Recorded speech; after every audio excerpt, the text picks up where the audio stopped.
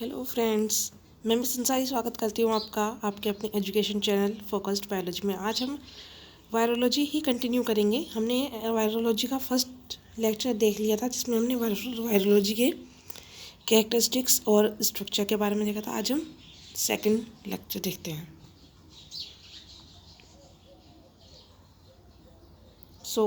आज हम देखेंगे वायरस की मॉर्फोलॉजी, यानी कि outer structure of viruses. Various types of virus on the basis of capsid architecture. मैंने आपसे सबसे पहले बताया था कि कैप्सिड में जो कैप्सोमियर्स होते हैं उनके बेसिस पे भी हम उनके टाइप्स और कैरेक्टरिस्टिक्स के बेसिस पे भी हम वायरसेस को क्लासीफाई कर सकते हैं और आइडेंटिफाई भी कर सकते हैं। अब हम देख रहे हैं कैप्सिड के आर्किटेक्चर के बेसिस पे ये स्टडी किए गए थे इलेक्ट्रॉन माइक्रोस्कोपी और एक्सरे क्रिस्टलोग्राफी के थ्रू। वायरसेस के टाइप्स देख लें हम। हेलिकल वायरस सिलेंड्रिकल और रोड लाइक होते हैं। ये central helical spring of nucleic acid surrounded by capsomere. Okay. Polyhedral virus जिसमें काफ़ी सारे envelope virus covered by an envelope. Complex virus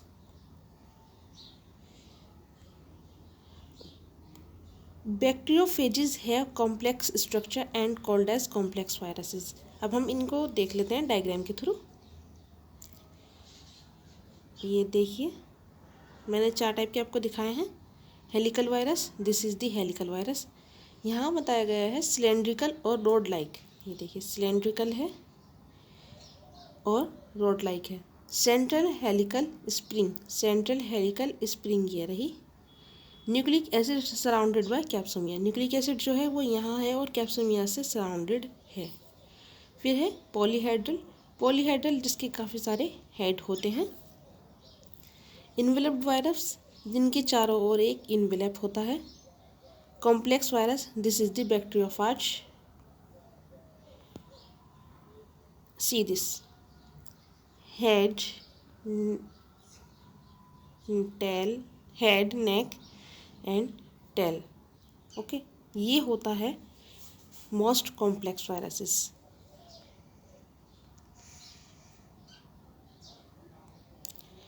T11 bacteriophage have head and tail pins attached to base plate।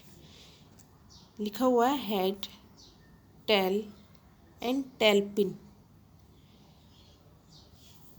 यहाँ पे ये जो structure है ये होता है बेस प्लेट जिससे ये टेल पिन्स अटैच्ड होती हैं।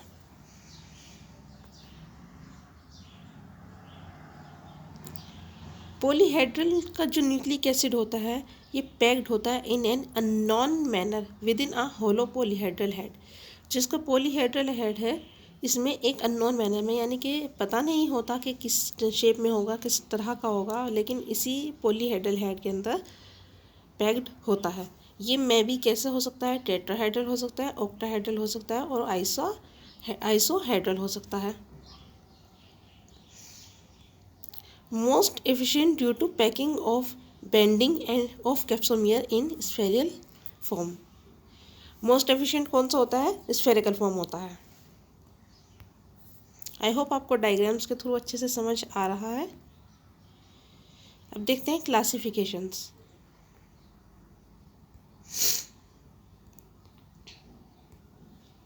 बेस्ड ऑन होस्ट, फाइटोजेनी जो प्लांट वायरसेस होते हैं उनको हम फाइटोजेनी कहते हैं।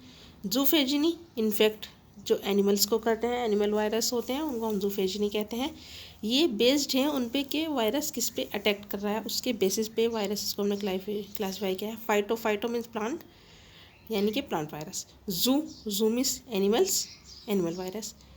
फीफेजिनी और बैक्टीरियोफेजिनी इनको हम कहते हैं बैक्टीरियल वायरसेस को। साइनोफेज जो ब्लू ग्रीन एल्गी को इन्फेक्ट करते हैं, या साइनोबैक्टीरिया। माइकोफेज जो फंजाई को, फाइकोफेज जो एल्गी को। ओके,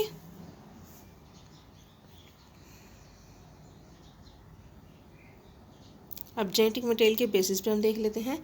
जेनेटिक मटेरियल के बेसिस पे ये डीएनए बेस्ड हो सकते हैं और आरएनए बेस्ड हो सकते हैं। अब पहले हम आरएनए बेस्ड देख लेते हैं। आरएनए बेस्ड हैं तो सिंगल स्ट्रैंडेड हो सकता है आरएनए और डबल स्ट्रैंडेड भी हो सकता है। ठीक ऐसे ही डीएनए में भी सिंगल स्ट्रैंडेड हो सकता है और डबल स्ट्रैंडेड हो सकता है। अब कुछ सिंगल स्ट्रैंडेड आरएनए के वायरस देख लेते हैं। पोलियो या picorna, yellow fever, toga, rhabdovirus, mumps, Sendai, influenza, HIV, SARS और मार्स, कोविड-19, Nipah virus. These are the most dangerous viruses and single stranded RNA viruses. Double stranded RNA viruses, retrovirus, reovirus. Animal virus देखते हैं। Double stranded DNA virus, polyoma, human adeno, pox, herpes, vaccinia. Vaccinia से ही first vaccine बनाई गई थी। किसने बनाई थी ये आप मुझे बताइएगा। सिंगल स्ट्रैंडेड डीएनए होते हैं पर्वोवायरस एंड, चलिए आगे देखते हैं। आई होप आपको इन्फॉर्मेशन हेल्पफुल लगी है। Thanks for watching. आगे इसी तरह की आने वाली वीडियोस के लिए आप हमारे चैनल को लाइक, शेयर एंड सब्सक्राइब ज़रूर करें। Thank you.